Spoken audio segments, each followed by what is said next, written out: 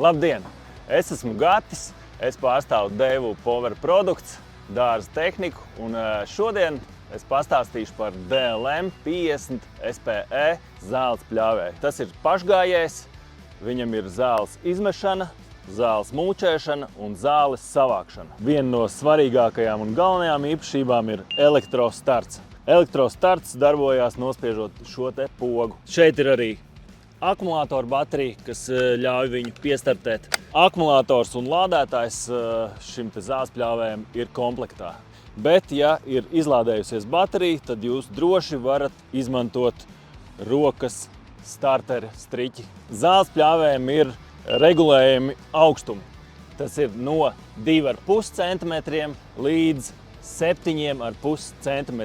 Zāles pļāvējs ir aprīkots ar aizmugurējo piedziņu, lieliem riteņiem un gultņiem, kas nodrošina ērtāku pārvietošanos. Viena no lielākajām priekšrocībām zāles pļāvējiem ir, ka tu vari to turēt vertikālā stāvoklī, vai garāžā, vai šķūnī, varbūt pat balkonā. Vēl ir vērts pieminēt, ka šīm zāles pļāvējiem ir unikāls griešanas nazis. Šis nazis zāles samūčē 2 reizes vairāk, un tā ir daudz smalkāka un nepamanāmāka uz zāliena.